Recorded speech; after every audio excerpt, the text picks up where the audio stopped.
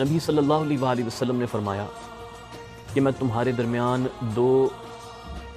بھاری چیزوں کو، دو ثقیل چیزوں کو چھوڑے جا رہا ہوں۔ اور دو چیزیں جو نبی صلی اللہ علیہ وسلم نے اس میں بیان فرمائیں، ایک ہے اللہ تعالیٰ کی کتاب اور دوسری ہے نبی صلی اللہ علیہ وآلہ وسلم کی اہل البیت۔ کتاب اللہ کو تو ویسے ہی اس امت نے پس پشت ڈال دیا ہے، الا ماشاءاللہ، بس اس کو ثواب اور بخشنے کی نیت سے ہی پڑھا جاتا ہے، اس کے علاوہ کوئی اس کو رہنمائی حاصل کرنے کے لیے سچ نہیں پڑھا جاتا۔ ایون الا ماشاءاللہ علماء کا بھی حال یہ ہے کہ وہ پڑھتے ہیں تو رد کرنے کے لیے پڑھتے ہیں، قرآن کو بھی اور سنت کو بھی، تو اس کا حال تو کچھ ڈھکا چھپا نہیں ہے۔ اور نبی صلی اللہ علیہ وآلہ وسلم کی آل پاک کے ساتھ جو کیا گیا، صفین کے میدان سے لے کر کربلا تک اور پھر وہاں سے لے کر آج کے زمانے تک جو ہوتا آ رہا ہے اہل بیت علیہ السلام کے ساتھ، یہ تاریخ کسی سے ڈکی چھپی نہیں ہے۔ پچھلے کچھ عرصے سے ناسبیت نے اہل سنت والجماعت کے اندر اتنا زور پکڑ لیا ہے اور سچ کے اوپر اس قدر دھول ڈالی جا رہی ہے کہ یہ بیان سے باہر ہے۔ پہلے معاملہ فضائل امیر معاویہ تک تھا، اب آواز اٹھ رہی ہے یزید کے حق میں، اور وہ دن دور نہیں ہے کہ جب یزید کو رضی اللہ تعالیٰ عنہ اور علیہ السلام اور اپنے بچوں کا نام بھی یزید رکھو، اور یزید ہی حق پر تھا جو کربلا میں ہوا، اس طرح کی آوازیں زیادہ اٹھیں۔ اگرچہ امت میں یہ دو تین لوگ ہمیشہ رہے ہیں جنہوں نے اس منافقت کا اظہار کھل کر کیا ہے، لیکن اب وہ لوگ سنیت کے نام پر ظاہر میں وہ دکھاتے ہیں محبان صحابہ اور حب صحابہ کا سلوگن استعمال کرتے ہیں، اور باطن میں وہ بغض اہل بیت علیہم السلام لوگوں کے دلوں میں ڈالتے چلے جا رہے ہیں۔ طرح طرح کے ہتھ کنڈے استعمال کیے جاتے ہیں کہ کسی بھی طرح سے اہل بیت علیہم السلام کو ڈیریل کیا جائے، ان کو ڈیموٹ کیا جائے، ان کے رتبے پر حرف آئے، لوگ ان سے محبت نہ کریں، اور ان کے دشمنوں کی انتہا درجے کی پریز کی جاتی ہے۔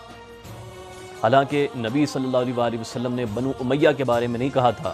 کہ میں تمہارے پیچھے بنو امیہ کو چھوڑ کے جا رہا ہوں، اس کو پکڑ لینا، اس کو نہ چھوڑنا، اس کا خیال کرنا، بلکہ فرمایا تھا کہ میں اہل البیت علیہم السلام کو چھوڑ کے جا رہا ہوں، میں اپنی آل، اپنی اطرت کو چھوڑ رہا ہوں، اس کو تھامے رکھنا، ان کے ساتھ اچھا سلوک کرنا، کیونکہ نبی صلی اللہ علیہ وسلم کو پتا تھا میری امت نے کیا کرنا ہے ان کے ساتھ۔ تو جتنا زور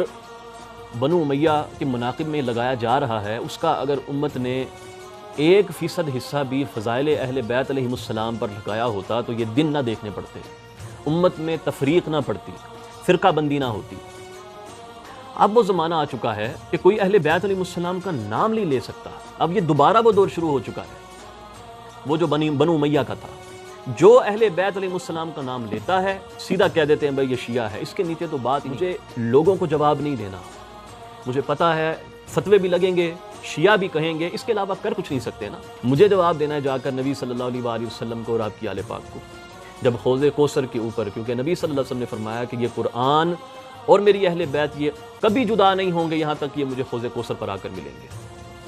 مجھے ان کو جواب دینا ہے، ان کو اپنے شکل دکھانی ہے جا کر، اس لیے مجھے کوئی پرواہ نہیں ہے کہ آپ مجھے شیعہ کہیں، آپ مجھے جو لقب لگانا چاہتے ہیں لگا دیں۔ ہمارے ائمہ کرام میں سے چھوڑا نہیں ہے کسی کو، امام شافعی رضی اللہ تعالیٰ عنہ کو ان کو بھی شیعہ کہہ دیا، نسائی کا تو واقعی مشہور ہے، اور حاکم نے شاپوری کے ساتھ بھی جو حرکتیں کیں وہ بھی کوئی ڈکی چھپی نہیں ہے۔ تو اس لیے جو معاملہ ہے وہ بھی الحمدللہ تعالیٰ ہم کھل کر بیان کریں۔ ان فتن کے زمانے میں اپنے ایمان کی حفاظت اسی میں ہے کہ اپنے دل کو اہل بیت علیہم السلام کے ساتھ لگا لو۔ جس سے نبی صلی اللہ علیہ وسلم نے محبت کی ہے، تمہیں کیا چیز روکتی ہے کہ تم اس سے محبت نہیں کرتے؟ صرف رد شیعیت میں اتنا زیادہ باطل اور اتنا گند اپنی زبان سے نکالتے ہو، جھوٹ باندھتے ہو نبی صلی اللہ علیہ وآلہ وسلم کے اوپر، ڈرنا چاہیے اللہ تعالیٰ سے اس طرح کا کام کرتے ہوئے کہ بنو امیہ کے فضائل میں ایک من گھڑت بات بھی ملے وہ بھی بیان کر دو، اہل بیت علیہم السلام کی شان میں کوئی ایک چیز صحیح بھی ملتی ہے اس کا بھی رد کر دو۔ یہ وہ چیز ہے جو ایک 1400 سال سے جو ہے نا امت کے اندر ناسبیت کے رنگ کی وجہ سے یہ بڑی چلتی آئی ہے۔ اب جو حق بیان کرنے والے لوگ ہوتے ہیں وہ تو ہر زمانے میں کم ہوئے ہیں اس اعتبار سے۔ اس کی وجہ کیا ہے؟ اس کی وجہ یہ ہے کہ اکثر جو جہالا ہیں وہ پھر فتویٰ بازی کرتے ہیں، تو پھر جو سادہ لوگ علماء ہوتے ہیں وہ بیچارے خاموش ہو جاتے ہیں، مصلحت کے تحت وہ بیان نہیں کرتے۔ وہ کہتے ہیں یار اگر ہم اس مسئلے کو بیان کریں گے تو یہ لوگ الٹا ہمیں برا بلا کہیں گے، اور ہم سے جو انہوں نے دین سیکھنا پھر وہ بھی نہیں سیکھیں گے، اس لیے وہ پھر اس مسئلے پہ کلام ہی نہیں کرتے۔ ہمارے آج کے دور میں بھی کئی علماء ہیں صرف اسی وجہ سے خاموش ہیں، بات نہیں کرتے کیونکہ انہوں نے اس مسئلے پہ بات کر دی